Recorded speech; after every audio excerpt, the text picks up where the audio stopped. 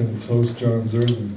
The opinions expressed are those of the speakers and not necessarily those of KWVA, Eugene, or anyone else.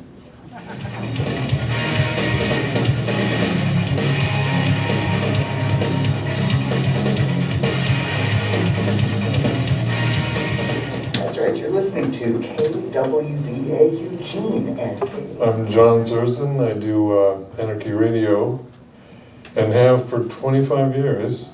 It's always fun. You never know who might call or what the latest thing to share. I mean, I usually have a bunch of stuff, different notes, clippings, and so forth to refer to. I feel lucky to be able to get behind the microphone.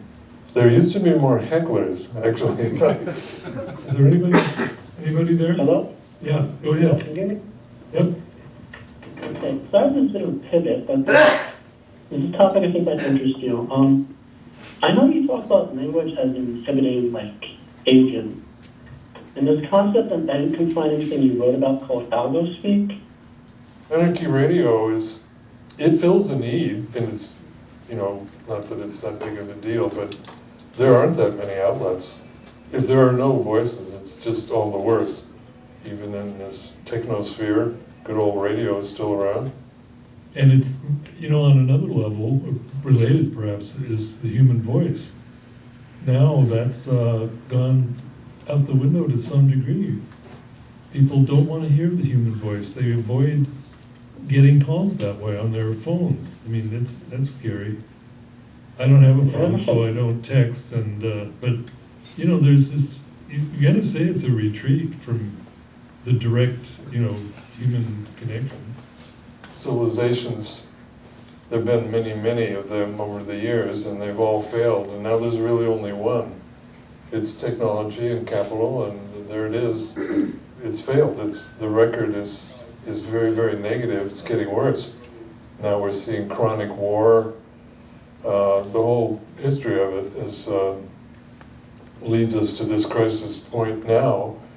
And I think more and more people see that, or they certainly feel it. It's getting to the point where I'm not the only one who's saying this. This guy's not an anarcho-primitivist or anti-civ person, but he's seeing the reality of it. I think it's fair to say that it is in its possibly terminal crisis, which isn't necessarily frightening. To some, it's possibly a liberating thing. I call it the public secret. You can't really respectively address it successfully. That's why I'm very grateful to do Anarchy Radio twice a month.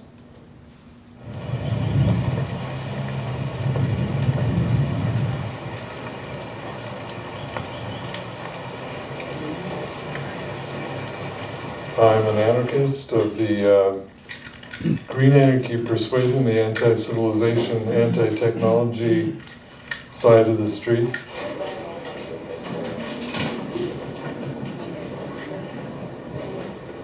There's all kinds of varieties of anarchist.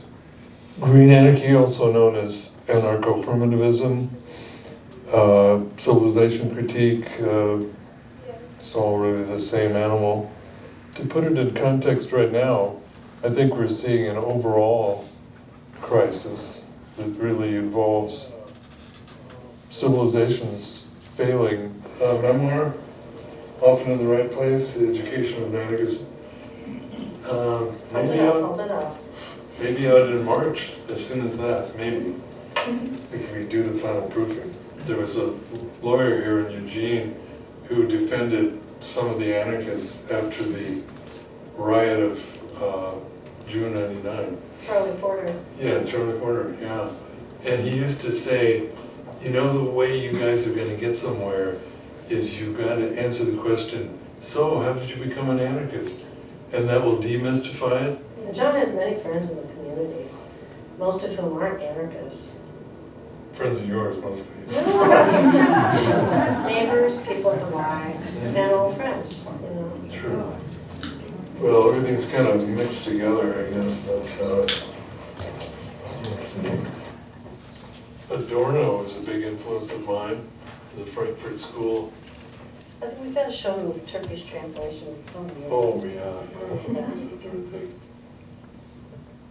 If you can pronounce it, Oh, you there get it a is. prize. Yeah. The first translation, actually, from any language, Turkish. Future primitive. That's what that means in Turkish. I love the cover. It looks like Valentine's Day. You know, Yeah, like a Valentine from Theodore Adorno. and the big one, the one that Alice dips into. Oh, right I here. know all the time. Yeah, my favorite bathroom room.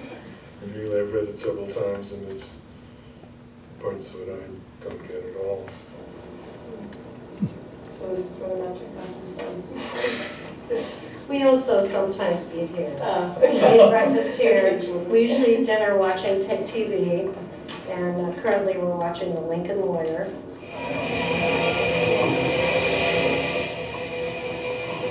So, I got this one. you're both wondering.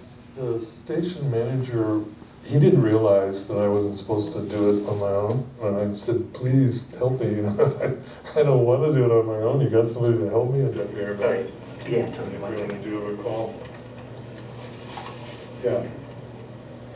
Alrighty. Who do we have? All right, we have Artemis. Artemis. Long time, friend. My name is Carl, and I have been a DJ at KWVA since 1999. I've been aware of John for a long time, almost, since I moved here. I was going to shows, I was meeting people, kind of like building a friend group, and one of the first friend groups I had was involved in a Radio Free Cascadia. I became involved with that, and I had a show, and John also had a show at that time. See how many calls we get that time. There were, what, was it 4 or 5 calls tonight? Something like that. I lost track. Yeah, there were just a dizzying number of calls. So we started up and and we became friends after a while, and he's a whiz and all that stuff. John is like the sweetest person. He's like so like soft-spoken, conscientious. He's really funny. He's really really cultured. Well, hey, I wanted to ask you about St. Luigi. You know, it's funny, anarchists used to celebrate this stuff a lot, and, he goes and does it. I'm not condoning it, let's be clear, but it's interesting that he does it, and anarchists are kind of don't seem to talk about him. They're not very active in the Free Luigi campaign, because he doesn't fit into a neat box for them. Exactly, yeah. Doesn't use the word anarchist enough. That's what they say about this show. It's not really anarchist. Every once in a while, you get somebody who wants to attack John's credentials because he talks about what he talks about, and yet he lives in a house and he can use a computer. Maybe not very well, but he can use a computer. But I don't really think that it takes away from anything that he talks about. He needs to do that in order to show up. I appreciate Richardson, but Luigi's a young dude, right, who's trying to understand the world around him. And so he's exploring all these different things because he doesn't fit into the dogma of the A word, that he's not open to our support, right? People have to look themselves in the face and be like, normies, as Luigi called them, right? They realize maybe the social contract we've been told is a lie. You read about it every day, how miserable people are, the immiseration. It's there. If you want to keep living this way, want to just keep taking drugs and scrolling your life away, maybe that's not good enough. It's sad to see that as a silver lining, but I don't want to slam the door on possibilities. There have been surprises in history, and there might still be. In fact, sometimes I'm mocked or criticized. You seem kind of hopeful almost, or optimistic. And I guess I've been imprinted since the 60s, when things were pretty exciting. There was hope in the air, and I really kind of draw on that. But I sometimes think, if I came of age, say in the 80s or 90s or right now, I'd probably be just as overwhelmed as anybody else. At some point, the public secret won't be a secret anymore in any sense. I mean, how many more people have to point this out on a, pretty much daily basis? I guess I would just say, hang in there. It ain't over yet, and tune into Anarchy Radio and call us. And that's about it, I guess. Well, let's see. I think we'll kind of close up shop here. Well, good to see Kira and Avi here. It's great. Yeah, take care. Thanks for listening. See you next time.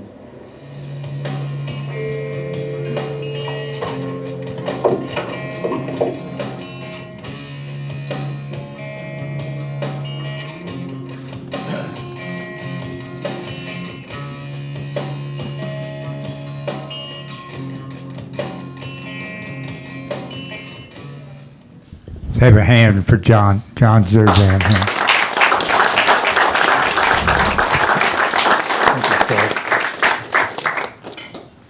Well, I do think that the word is starting to get out. One little surprising development, there's a website called Do the Math.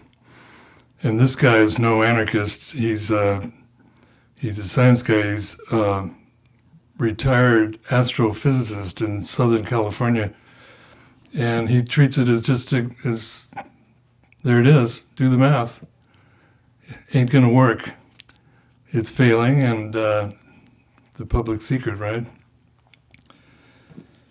So you see signs from here and there, and like I said, everybody can feel it. And even though it's not yet very respectable, it's kind of strange that way.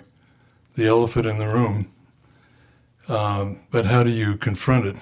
Where do you turn on the TV, you don't really see that discussed, even though it's a given. It's a throwaway line now. It's there. But, and we'll see how far it goes. I've noticed in some of the Tsunami literature a passing reference to the 2004 tsunami. Anyone remember that or read about it? Yeah, it's kind of interesting. And I had an experience. I happened to be in Berlin for the premiere of a film by Lutz Dombeck called Das Netz, a very straightforward film about technology since World War II. And I had a very small hand in that project. I got a trip to Europe out of it. Anyway, there was a panel that was kicking off this radical festival. I forget the name of it, but there were people that didn't quite see the meaning of that. I was overhearing a couple of left-wing professors commenting on the fact that that huge tsunami that went west across the Sea of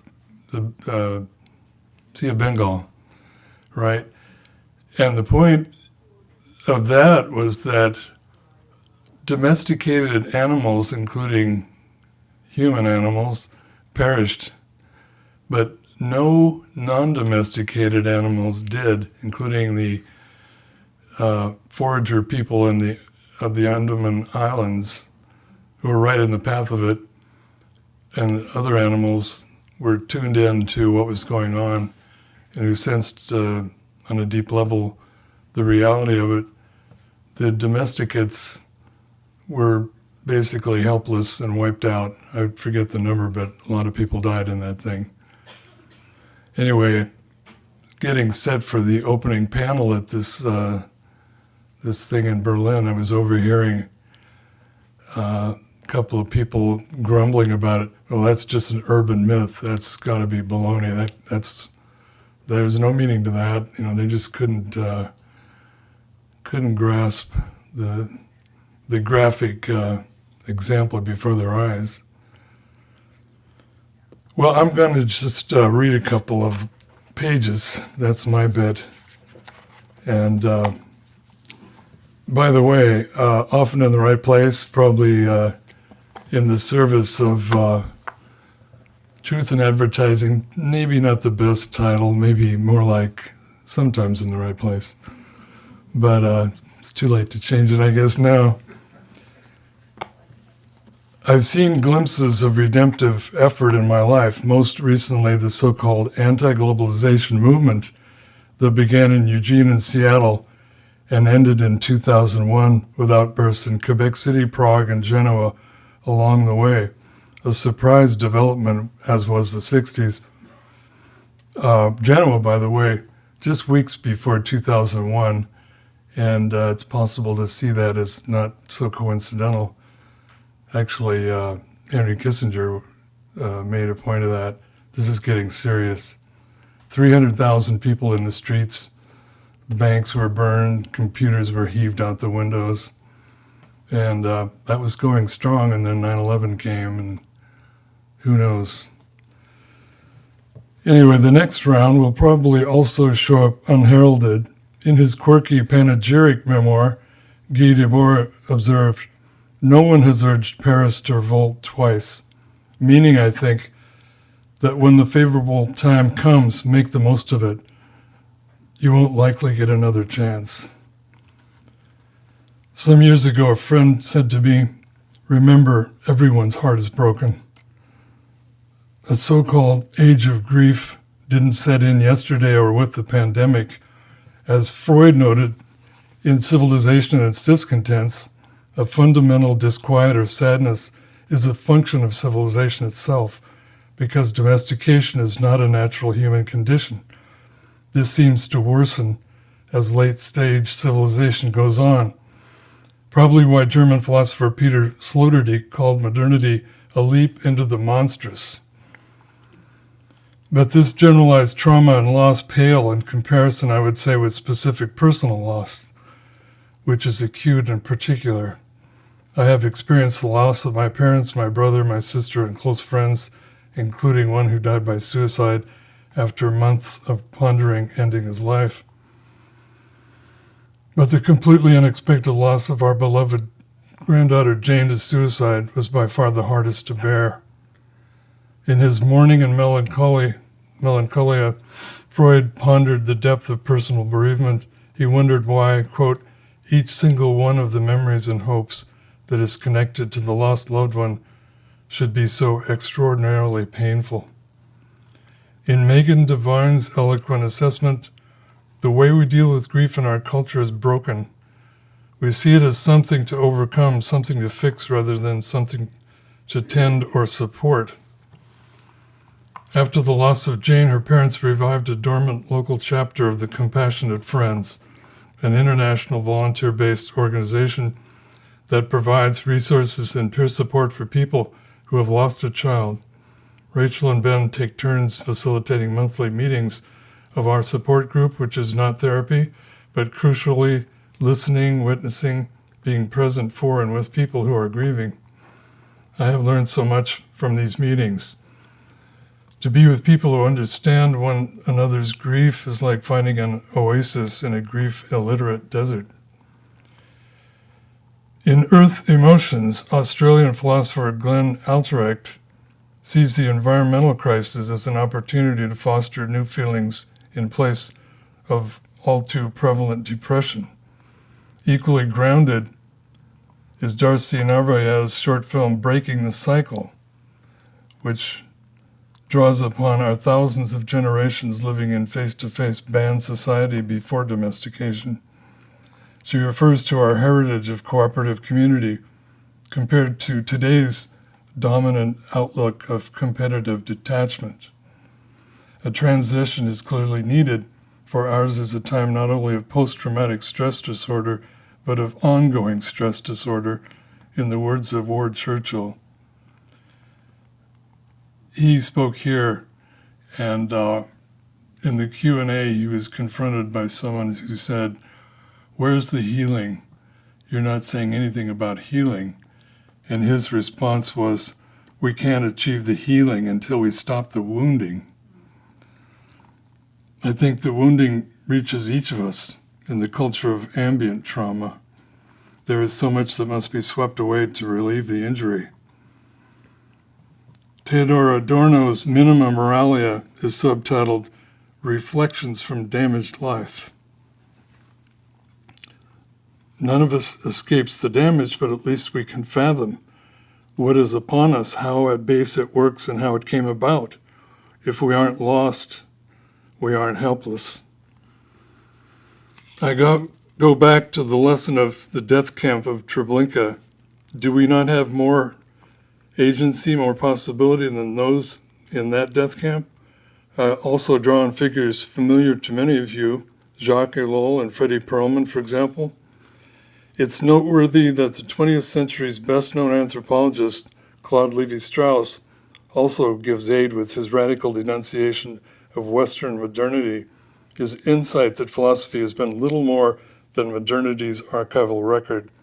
It is in indigeneity, past and present, that succor and inspiration is to be found, much as Lévi-Strauss saw from his Tropique. It has been a long road, one still a winding. It would be hard to even begin to list all those from whom I've learned. I hope these pages reflect my deep gratitude. I'll mention one close to home that taught me a lot. Alice's museum consulting during several years was a boost because collaboration with Native people was her favorite avenue of museum work. This was an important, if second-hand, window to contemporary indigeneity. The longer I'm around and the worse things get across the board, the more inescapable the verdict that unless the future is somehow primitive, there won't be a future. A world that doesn't need running.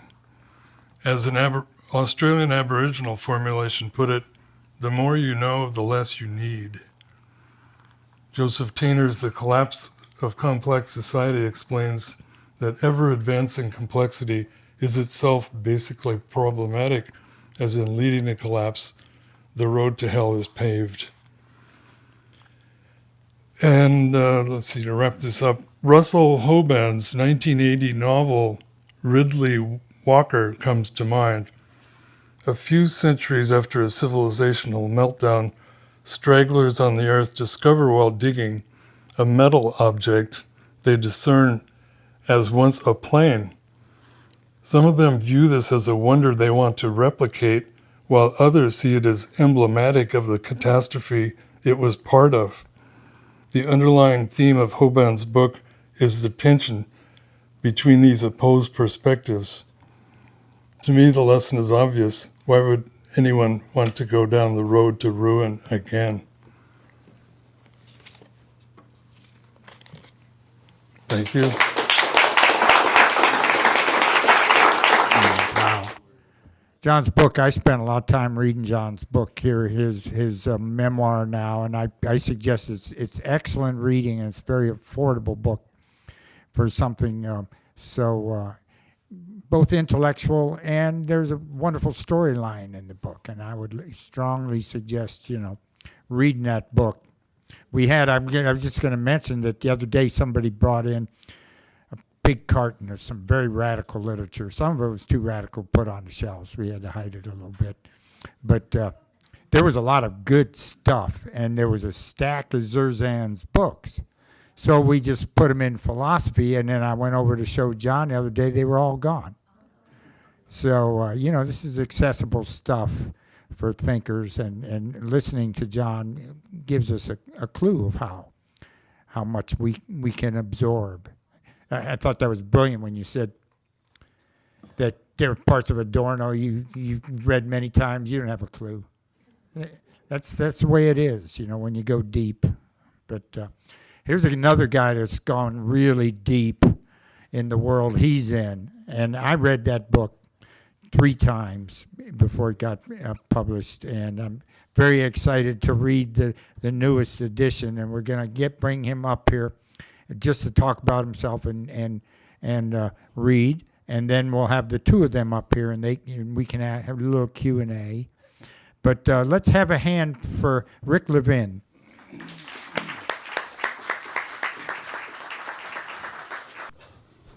John, thank you. That was lovely. I wasn't nervous, now I am. This is going to be a little bit different. I wrote a novel. It's not going to be that different. The novel was very much inspired by the not-so-secret public secret, and it's kind of a howl from the street level about that.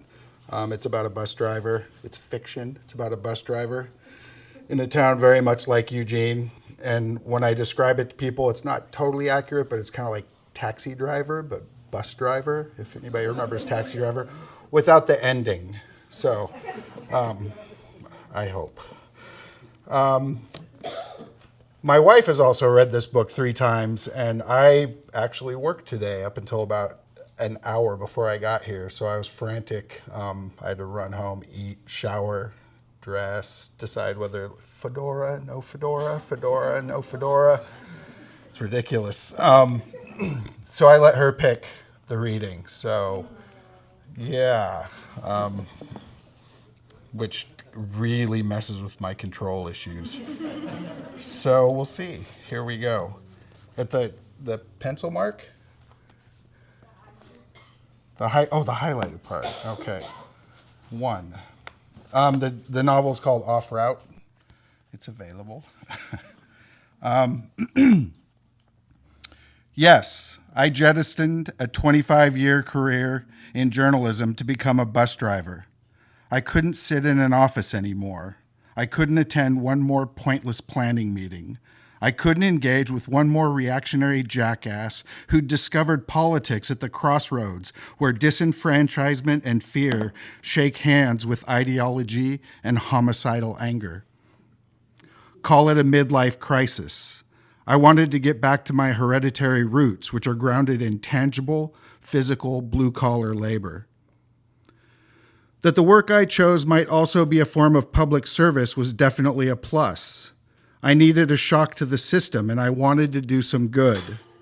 I needed to scare myself and perhaps to prove something, even if all I proved in the end was that my lifelong ability to wrap bad decisions in the fraudulent guilt of virtue remains irrevocably intact. I will drive the bus for the people, I told my friends, most of whom received this information with a touching combination of bemusement, support, and bafflement. But all of that is bullshit, actually. The truth is, I'd been looking to jump ship on the newspaper gig for years, but a combination of cowardice and comfort prevented me from committing myself to a lateral move that would pay me the same salary I was now making with a minimum of effort.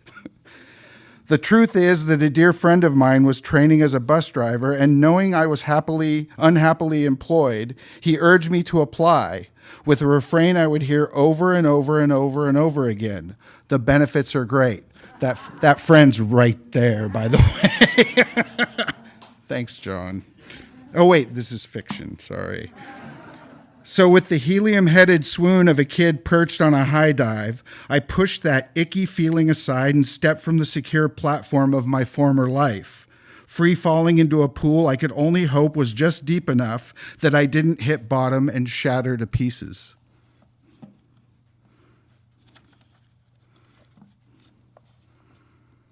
I drive the bus day after day and I see things.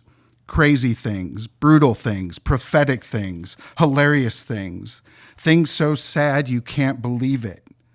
But I can't stitch it all up. Everything swirls together. The narrative does not cohere. It begins where it ends and it ends where it begins. It's all the same day, Groundhog Day. Or maybe it's an infinite stretch of separate but identical moments, and it turns inward on itself like a serpent swallowing its own tail. What a hellish idea. All I know is that, for a bus driver, one day feels like an eternity, and yet a single year passes in an eye blink.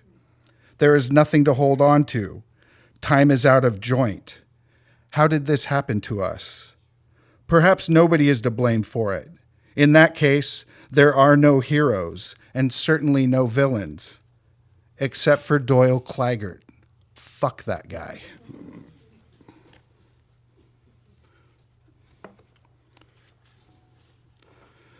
I was on day 6 of consecutive 12-hour days and day 12 out of 13. I'd been required to work on one of my scheduled days off, As the Conradian term had it, I'd been force canceled, and I was on the verge of a major freakout. My nerves were shot. I pulled into the station for a 20-minute lunch break before my next run.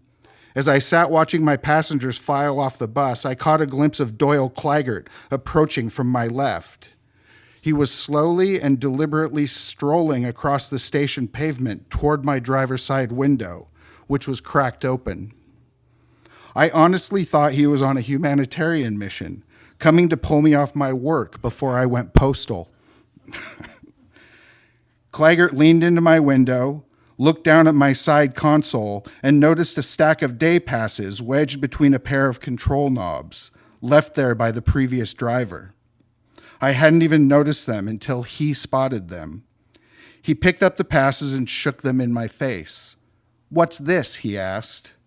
"Well, Doyle," I said, "they look like day passes to me."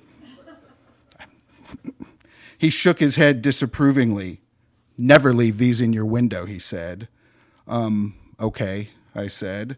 "Where somebody can nab them and start handing them out willy-nilly, or selling them. Keep them in your pocket, or at the very least, away from the window." Something in me snapped, like Jekyll and Hyde snapped.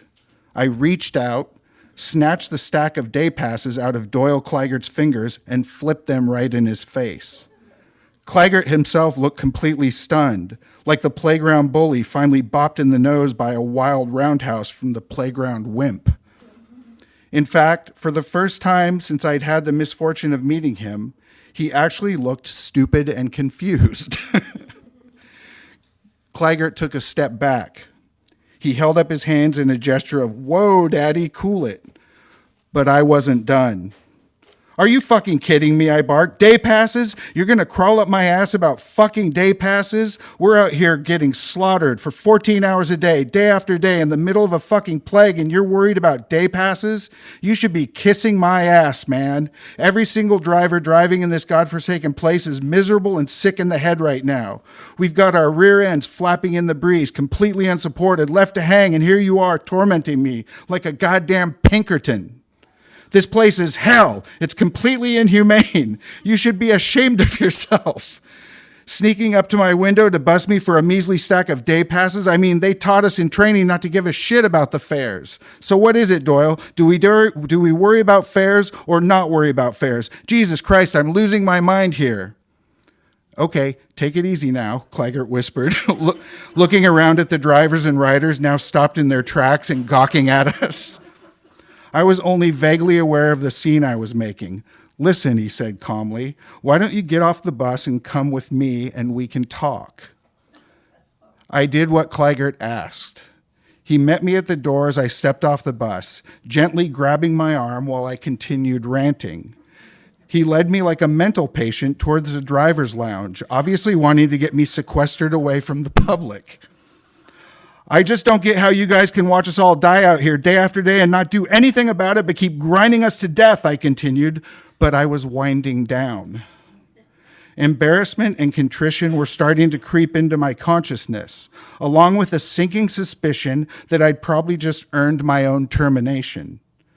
Now I was fighting back tears, not for the potential loss of my job, but out of exhaustion and sorrow. Claggart finally got me inside the building. We stopped in the hallway. "I'm sorry," I said. "This isn't personal. I just can't take this shit. It's too much." "Hey," he said, "don't worry about it. That's what us supervisors are here for. You can talk to us." Yeah, I wasn't talking, I said. I was pretty much yelling. "It's okay," he said. I looked at him. He was regaining control of the situation, and I sensed a subtle Machiavellian shift in the immediate atmosphere, a power play in the offing. I flinched a bit. "No," I said, "it's not okay. None of this is okay." "Yeah," he said, "but do you feel better?" And there it was. I'd been spontaneously pathologized. The content of my rant was irrelevant. The content would be isolated, inverted, and neutralized into a mere expression of free-floating stress, divorced from any discernible and potentially fixable cause. I was the lone gunman. Do you feel better? Do you feel better now, honey? Did that help? Have you had your fun? Because we're here for you. We're not going to change a goddamn thing, but we will field your tantrums up to a point in the hopes that you will punch yourself out and get back to work ASAP. Because this is all about you, not us. We are merely steadfast defenders of business as usual, and our job is to fit you to it by any means necessary, gently or with legitimate force, makes little difference to us in the end.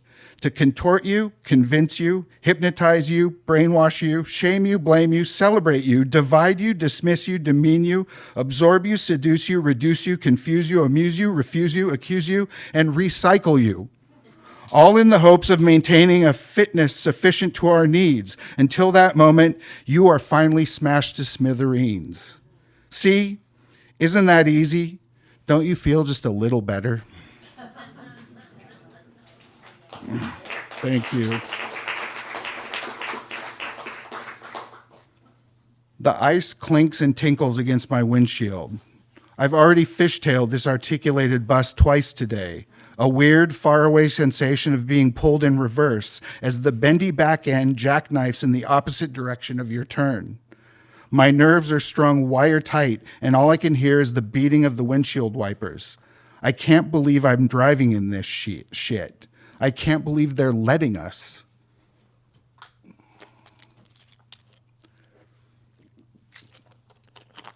On Roosevelt, I glance to my right and notice a body moving slowly across the open lot next to the used car dealership. A girl, not more than a teenager, barefoot in terry cloth shorts and a Misfits t-shirt cut off at her bare midriff. Her face is plastered in clown makeup and her hair hangs stringy and damp into her gaunt face. She's tiptoeing across the ground, hunched into herself and soaking wet. She looks like a fairy tale witch creeping across the Arctic tundra of Middle Earth. I stop the bus in the middle of the street and flip on the hazards, throw open the front door and start waving frantically at her. Get on, I yell, hurry up. She looks up at me, pauses a moment, then continues on towards the bus with her head down. I look into my rearview mirror and notice my passengers staring at me. They look confused, concerned, pissed off.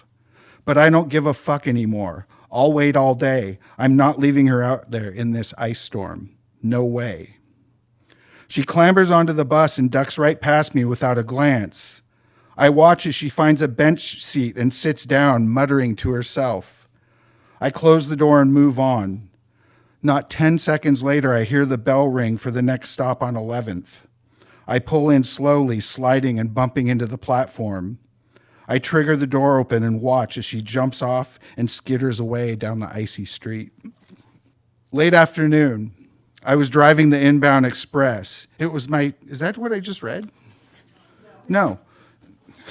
All the days bleed together. Late afternoon, I was driving the inbound express. It was my 6th day of 12 hours plus on the extra board. At the Fred Meyer stop, I triggered open the rear entrances and watched the riders trundle in like cattle. I was about to close the doors and move on when I noticed a guy running across the parking lot toward my bus, hollering. I waited for him. He jumped through the doors at the last minute. In my mirror, I watched as he sat down and twisted sideways to look out the window like a man pursued. Scrawny dude, short, twitchy and sweaty. Somewhere in his 30s, stringy nicotine hair, scabby. His legs bounced like pistons. At the very next stop, he jumped up, bolted through the doors, and hauled ass down the alley. At the end of the line, I dumped my last passengers and pulled a hard left into the station, where the express loops back around.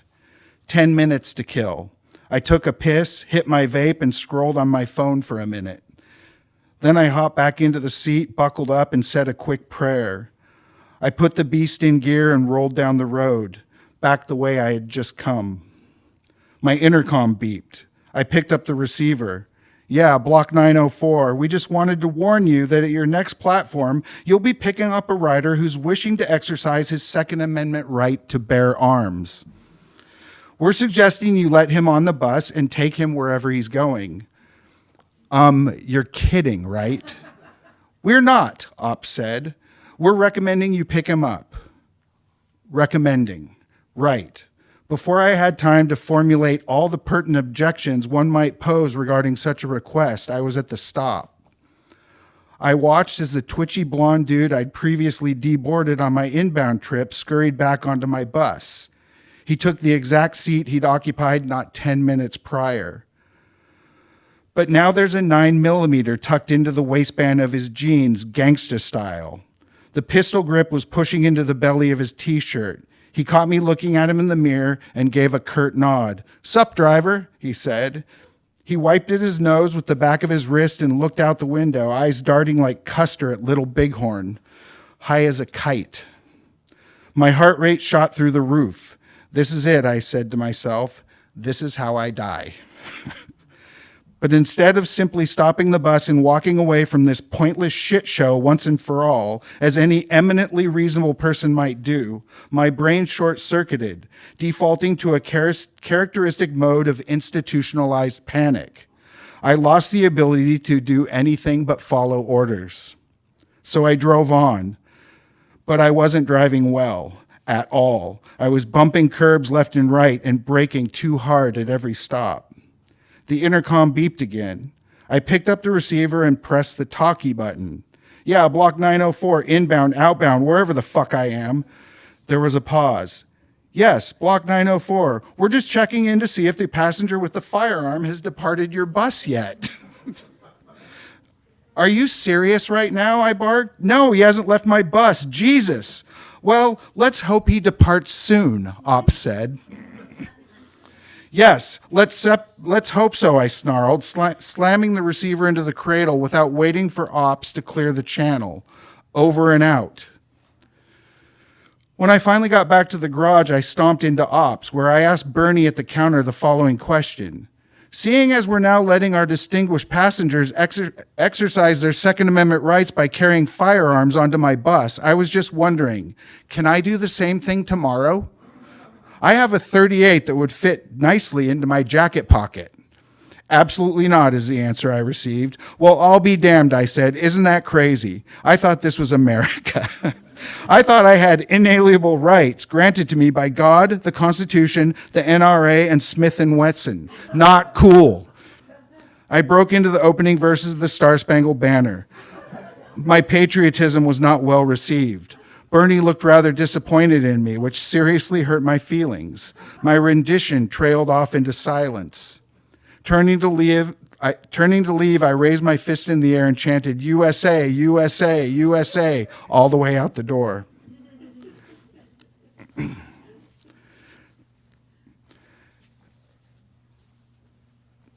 "Hello, bus driver, how are you?" I'm guessing she was maybe 15, maybe 16. I picked her up regularly on one of the university routes where student bungalows mix with low-income housing across from the school's resplendent football stadium, which stands like a fascist fortress against the general failure slowly swallowing everything in its midst. "Well, hello," I said in my best professional bus driver voice. "How are you?" She just stood back from the driver's compartment, her hand on the handrail. "I'm great," she said. In her other hand, she held a tattered shoebox. "I found a hurt bird outside the window," she said, raising the box up. "But my grandmother won't let me keep it in the apartment. I'm going to see if I can find somebody to take care of it. Do you know of anybody that can take care of it?" I shook my head. "I'm sorry, I don't," I said. I felt a surge of sadness. The bird was fucked, of course, but she didn't know that, and I wasn't going to tell her. "Maybe a vet," I said. "Maybe the Raptor Center? I don't know. But it's good of you to take care of it. I hope it works out." "Yeah," she said, contemplatively. I shouldn't use words I can't pronounce. "Yeah," she said, looking at the box in her hand. "Do you want it?" I looked in my rearview mirror and caught her eyes. She gave me a tight grin as sadness and hope passed across her face. "Oh, I'm sorry," I said. "I can't. I've got hours left to go, but I sure hope you find somewhere to take it." She shrugged, sighed, and then revived, flashing me a look of pure determination. "I will," she said. "Thanks anyway." I smiled at her. "You're a good person," I said. She shrugged again. Yeah, she said. Anyway, I'm going to go find a seat. Have a good day. Thanks for the ride, bus driver. Another time she had a kitten she'd rescued. I don't know where she was taking it. She was just taking it. Other animals followed. She'd sit in the seat and I'd watch her holding the portable kennel in her lap with the fence door facing her.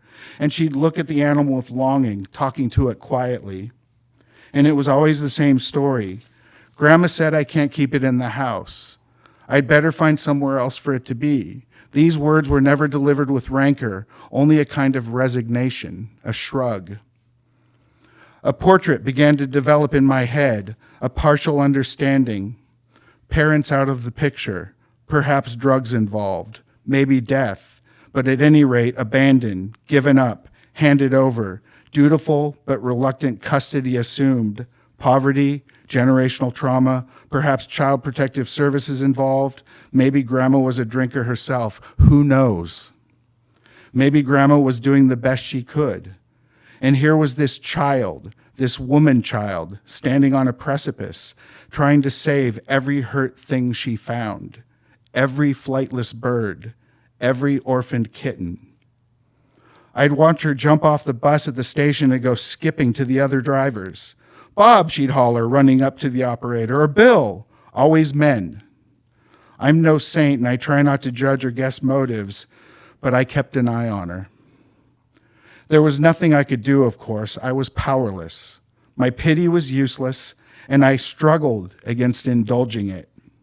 For her part, she appeared unflappable, a dynamo of aggressive good cheer teetering into raw need, yet protected by an outer shell of fierce independence, a self-reliance that was maintained by an exertion of pure will. Or so I thought. I admired her. She refused the world its ugliness. It was a survival mechanism I did not have. One evening, she boarded my bus, dragging a suitcase behind her. Hi, driver, she said, pulling the thing clunking up the steps. Hello, I said, glancing down at the suitcase. What you got there? A bag full of puppies? No, she said. She shook her head. Grandma kicked me out. She said I can't live with her anymore. I looked at her. She wasn't making eye contact. Jesus, I said, I'm sorry. She finally looked at me and cracked a smile. It'll be okay, she said. Where are you going to stay, I asked. Oh, she said, I've got friends. Over the next couple of months, she spent more and more time at the downtown bus station, wandering to and fro, taking different routes here and there. Her good cheer didn't dissipate, but it took on an edge, a slight darkness. The desperation that roiled beneath it slowly came to the surface. The bus drivers she'd sought out began avoiding her. She became a topic of conversation in the driver's lounge, a curiosity at first, and then stories of her began to be wrapped into the general dismissal of the homelessness around town. If anyone felt sad for her, they smothered it.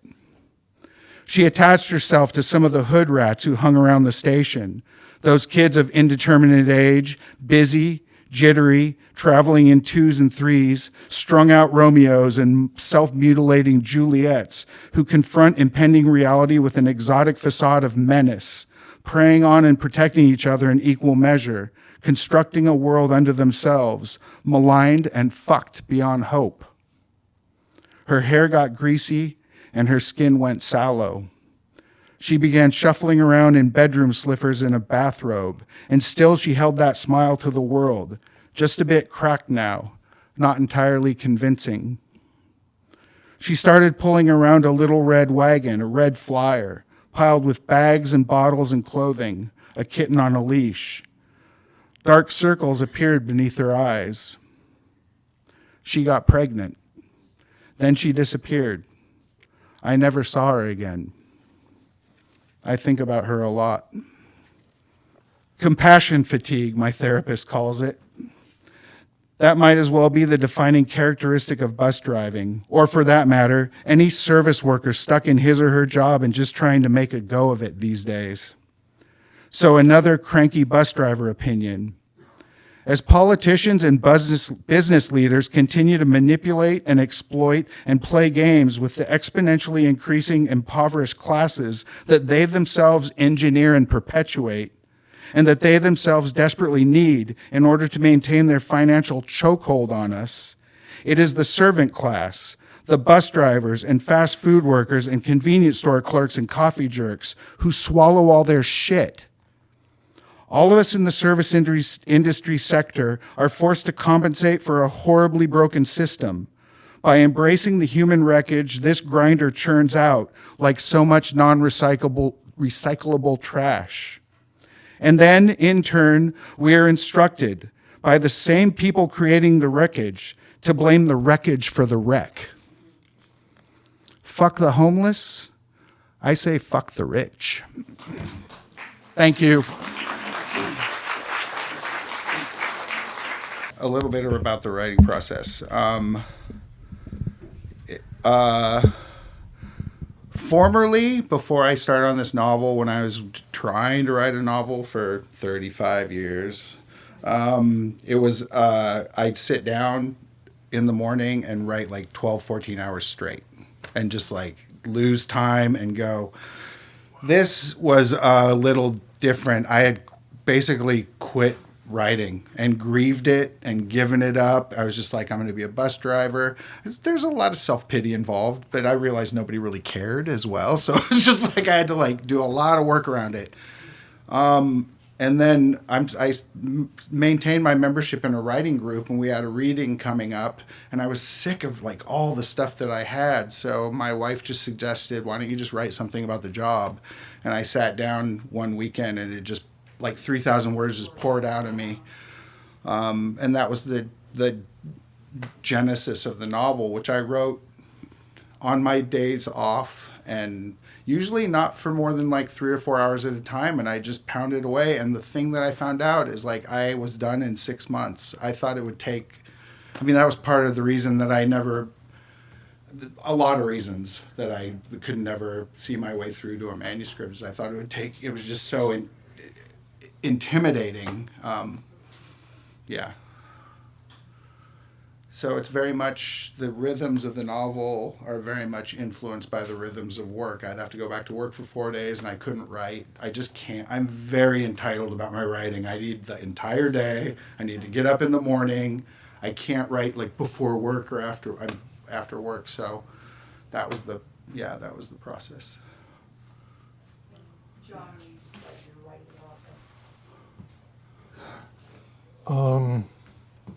Step up to the mic. Oh, yeah.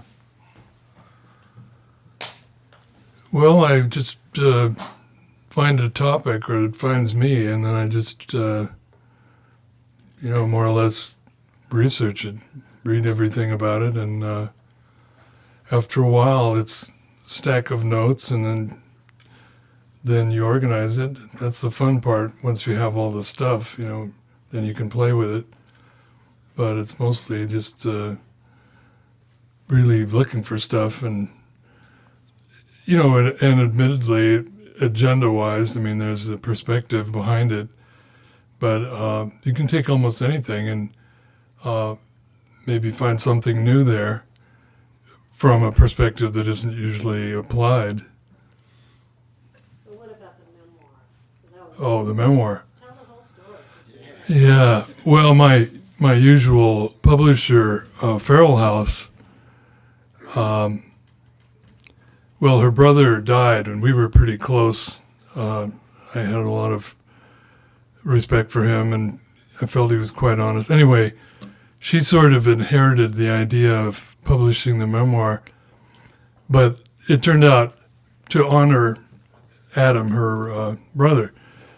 And right at the beginning, I said, this isn't going to be a People magazine memoir. It's mostly about ideas, how one stumbles from one place to another, and you end up kind of going down a particular road or maybe changing that road. And oh, yes, I understand, because I wrote that in the preface. There's personal stuff in it, for sure, but this isn't going to be about you were married how many times, or, how many blackouts were you in when you were drinking a lot? Or, you know, that's not what it was. And it took us months, and Alice got involved in this endless thing. But she never gave up on wanting a People magazine memoir. A tell-all kind of that sort of shit, which I don't write. And I made it plain from the get-go. Anyway, finally, and she had more and more questions constantly over the weeks and months and everything. And finally we said, this is it. Take it or leave it. And she said, well, it's not what I really think it should be. And so bye-bye. And it turns out then we became friends. After all the warfare, it was no more fighting and good luck and everything. And then, what was the question again? Oh, yeah, through my friend Jesus. That was such a lucky thing. And I foolishly thought I won't have any trouble finding a publisher. I've been around a while. I mean, I've been the radio show forever and so forth. And it turned out it wasn't that easy. And it was just such a golden gift that I met the two sisters who are El Soros America through Jesus, and just a beautiful experience with them. It's just, I can hardly believe it. No fighting, no... Now I have another book in the hopper, supposedly, called The Failure of Civilization. It's another book, like most of mine are, like all of them are actually, pretty much, collections of pieces. I never tried to sit down and write a book. That would be too daunting. Well, I guess the memoir is the exception, but Autonomedia in Brooklyn is supposedly bringing it out. They're notorious for being slow and non-communicative, so we'll see how long that takes, but they're supposedly marking it up now, so.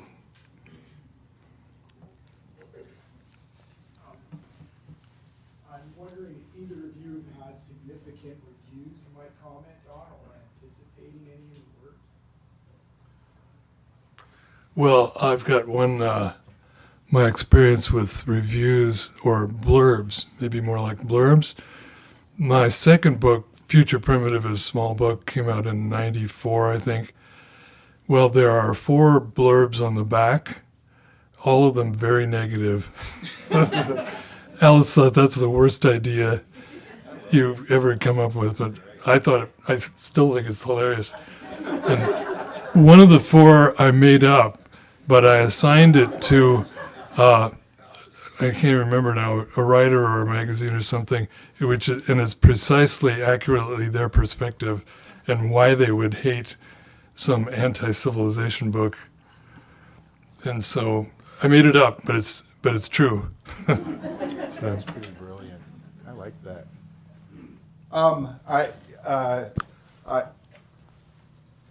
A dear friend of mine that I worked with in the 90s in Seattle, The Stranger, published his first, I'm 57. I published my first novel at 57. He and I are the same age, and he published his like the year before and kind of inspired me. I'm like, I guess we can do it.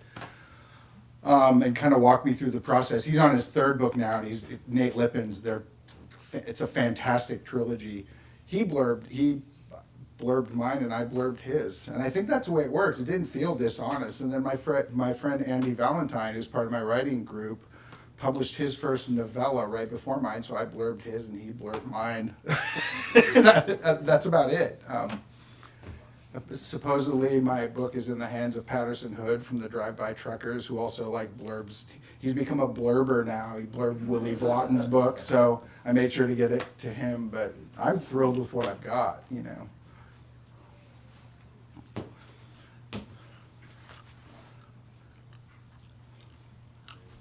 Could you talk about your writing group, kinds of things that your group discusses, your interactions?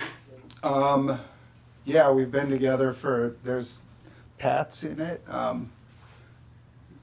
Correct me if I misspeak. About 15 years ago, we all just kind of ran into each other, which is kind of amazing. And we just kind of browbeat and insult each other a lot, and then read each other. We edit each other and like go over each other's stories. We don't sit around and talk a lot. Well, we talk writing and talk shop. We've just become really good friends. And we do a lot of readings around town, which is really a thrill. It's really fun, and all five of us will get up and present an excerpt or a short story, a new work. So it's called the Stonecutters Union. So we've read here several times.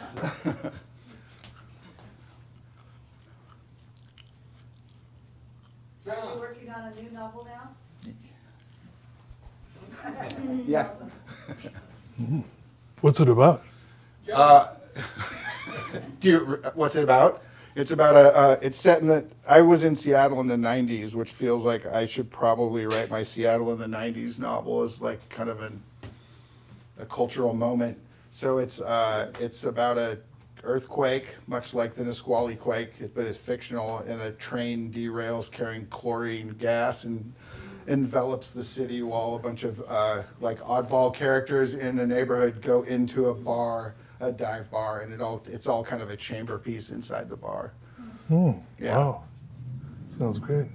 It's called Toxic Boxcar Blues. Anyway. John, what's your message for the young nihilist who has seen it all? Yeah, that's a good one. Well, to me, it's a generational thing. Like I said, I'm from the 60s, and I still can summon up that feeling, that excitement, and didn't last long, of course, but that was formative. I went from Stanford to San Francisco Bay Area. I lived in the heat, and it was all happening there. It wasn't happening at all at Stanford. It's a stuffy, rich place with bright people, but no original thinking. But I've always found some offbeat friends and then radical friends. So do young folks who feel hopeless, do they respond to those? Did you tell them stories and memories and anecdotes? No, I don't think so. I think they look at me as some kind of strange, what are you talking about? You know. So, I mean, I'm 82, so my experience is just vastly different from theirs. Like, I can't even imagine. I mean, when I was a kid, television was new. I remember radio as a kid, not so, and they have no, how would they relate to that or even grok that at all? I'd like to add that, I'm still processing big parts of the 20th century, and John is kind of, it's a whole service to me to just, hear certain John's perspective on a lot of things I experienced younger, to help me process it the rest of my life. And how did Ari find you, and what was that? Ari trying to make a movie of you? Is she still here? I think she's gone. Oh. Well, it was a course assignment. And as a film student, she and her friend Kara, Avi has a role, DJ director, I think it is, at KWVA Radio. So it was, didn't have to look very far for a topic. So, yeah, and it was great, seeing how they work.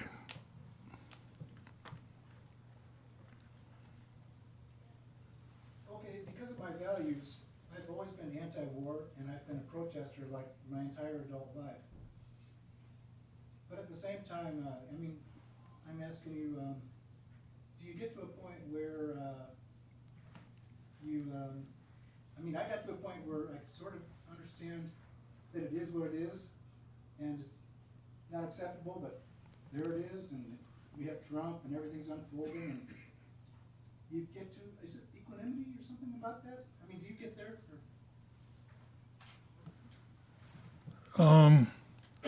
Well, I don't know.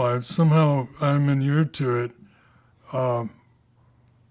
The radio show, for example, we have a friend who, I think it was about 5 years ago now, he ended up, he got out of prison after 44 years. He was in a radical group that was busted in the 70s. SLA, you might have heard of that. Yeah.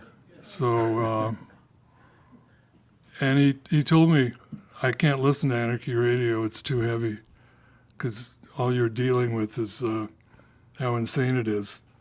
Stories you might not have heard otherwise, or stories everybody can read any day of the week in the newspaper. And this guy, I mean, I probably would have lasted about one day in terms of what he endured for 44 years. He was in the worst joints in the California system, bar none. Many attempts on his life. He wasn't in a gang. He stood up against racism, and my show is too heavy for him. I mean, similar to Alice, she doesn't listen to it either. But at the same time, that I can't quite. I mean, I don't see it that way. I don't find it depressing. I find it illuminating. You know, you can look at this on a deeper level. You can put these things fit together, you know, connect the dots. Here's the latest, and something about why. And we got to know that. But I understand that for some, it's just awful. And again, I don't understand that, but that's not that uncommon. I don't know. Somebody asked, when is the show? Oh, it's second and fourth Tuesdays at 7 p.m., just 1 hour. So I'm only doing 2 hours a month. So sometimes there are call-ins, sometimes there aren't any. I think I've had as many as 7 calls in an hour. That's not the usual thing, but so it's fun.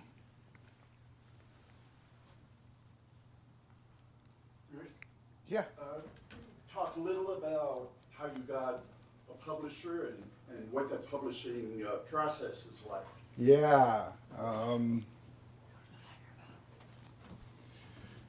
Yeah, that's always been the really intimidating part for me is like, I didn't go to the Iowa Writers, the writers workshop. I dropped out of college. I was an anthropology major, even though I knew I always wanted to be, because Kurt Vonnegut said to major in something other than English lit. So I did what he did and majored in anthropology. I'm just like always been an outsider who wants in. So I would just submit, I would find independent publishers who had open submissions and send them in. I tried to query some agents, and it's like, I think the game is like, no, if you got to know somebody or have a published book, I don't know, we'll find out. But I finally, my friend Sarah, a dear friend of mine, said that a friend of hers had just had a book published by Glad Eye Press and that they were, taking submissions, and I sent it in. They got back to me right away. And did something amazing. He said, I would love to publish this, but I don't know what to do with it. Can you give me 30,000 more words in 2 months? And it was like, with some more backstory on the narrator, and it's probably the best. I mean, it was the hardest writing I've ever done to like slot a like backstory in, but I think it works, and it was a good challenge, and that's what you got. So yeah, just sending stuff into the void, is how I've always done it. So Rick, Yeah. are the benefits with... It's fictional. Oh. The drivers call the benefits the golden handcuffs, because no matter how bad the job gets, it's part of, I could go into this, is like the dynamic of like, you better keep this job if you've seen what it's like out there, and I'm still like on the horns of that dilemma. So are they worth it? Yeah, but talk to me like in my 8th hour of a shift, and I'm just like, you know, it's killing me. So, yeah. I'm not mad at you, John, for, we've cleared this up, right? It's like, it's, yeah, it's. You're an adult. Kind of. It's like, I tend towards tantrums and You can pouting. tell everybody that you got hired and I got fired. Yeah. So, you know what, can I tell that story? So John, my dear friend John, was like, he's the one that's like, hey, I'm training as a bus driver. You should come on in. And I was like, I'd been trying to get out for so long. And I was like, I took a leap. And it was just a leap of faith. I was scared, but I also was like, there's that fear and sense of liberation too. And like, before I even started training, I think, John did something that is still legendary, which is he missed the turnoff at Blue River. If you're coming back towards Eugene, you come around a corner and there's a really sharp turn. And John kind of Rockforded the entire bus in a skid. And like the word is, I still haven't seen the video, but the video is used in training and he is legendary. He's legendary at LTD. And it's like, they actually, the response were like, it's pretty good driving actually, you know, that he like maneuvered it. Anyway, so that's that. He wasn't there by the time I got there. That's in the book, by the way. I have a question for Rick. What's your route? Can we still hop on? Can you be a bus driver for any of us? Or if we're going to find you on your route? Yeah, where would that be? I drive mostly Eugene. I drive like all of them. Oh. Like I drive a lot of 66s. Do you know that one? Yeah. And a lot of 40s and a lot of 12s, which go to from Eugene to Gateway. So it's kind of But random chance. yeah, and On I a bus, we might have you as a bus driver. yeah. That sounds I mean, I can send you my schedule. Anybody, I would love the company. Bus driving's really lonely. Is the weirdest thing I realize. What's that? I know. Please stalk me. Those routes go north. Do you have any South Eugene routes? Yes, 24, 28. Those are my favorites, actually, by the way.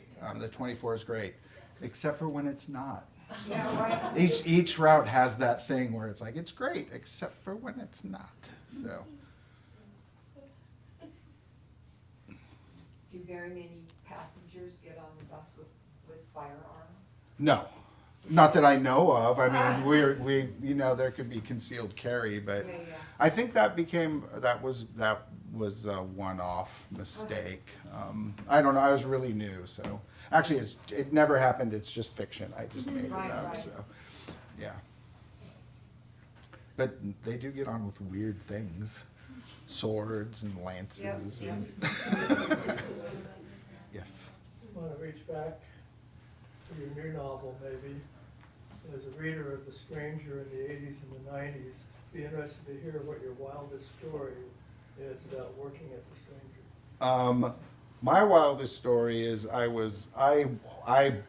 Horatio Algered my way in there. It was just like walked in one day, they didn't know who I was, and I'm like, I want to do something, and they put me on the books, the reading list. So I was doing little write-ups on like people who were doing readings around town and doing the reading calendar. It was like, I felt so cool. The Stranger was so cool back then, and and then one day, Dan Savage, you guys know who Dan, yeah, he was the editor back then. He called me into his office.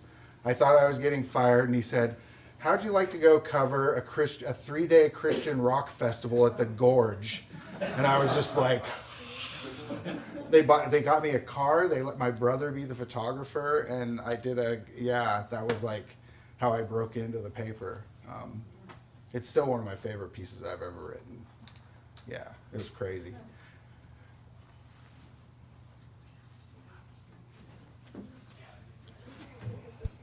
Quick question for John. So when he opened his reading, he talked about it, his book reflecting what you call the public secret. Having heard his readings, could you reflect on what you heard ties into that concept?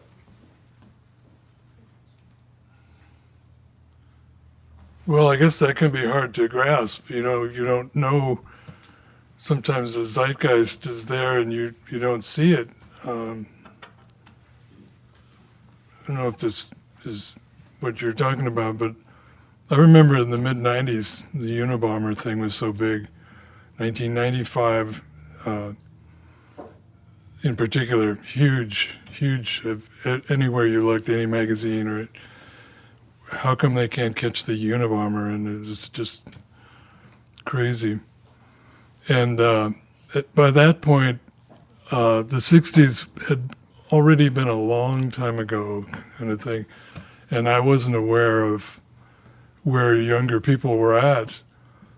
And I began living in the Whitaker and East Blair Housing Co-op. I was well placed, but I was just overhearing things. For example, the main thrust of his critique of technological society, the kids were like, oh, we know that. Yeah, who doesn't know that? And wow, really? In other words, they were way past where I would have guessed in a period of slumber when not shit is going on in terms of social movements, really. That went cold a long time before, so who knew? And anyway, it can be out there, and I didn't have any particular hope, and on one level anyway. I didn't even read the long essay, the so-called manifesto, for quite a while. And finally people discovered that I hadn't even read it.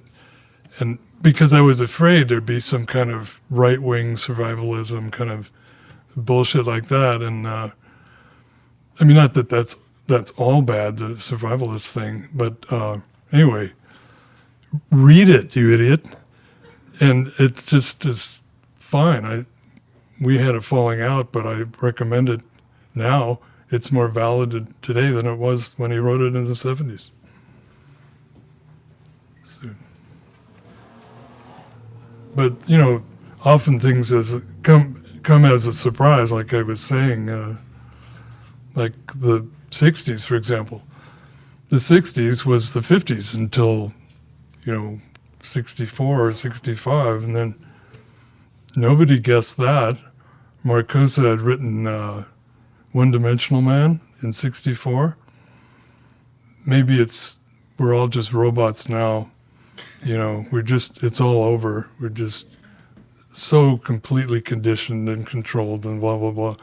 Well, he had to tear that book up a few months after he wrote it, in effect, because something was happening all around the world. And nobody guessed it. The left was waiting for the economic crisis. It was a period of economic expansion. It was not a crisis economically at all. So who knew? But that had really nothing to do with it. Apparently, nobody knows what caused it. Or will bring it back again. We're due, but who the hell knows?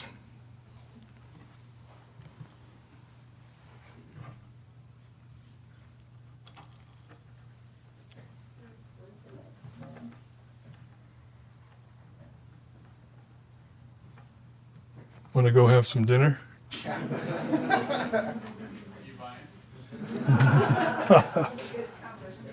you. Thank you, everyone. Thanks a lot.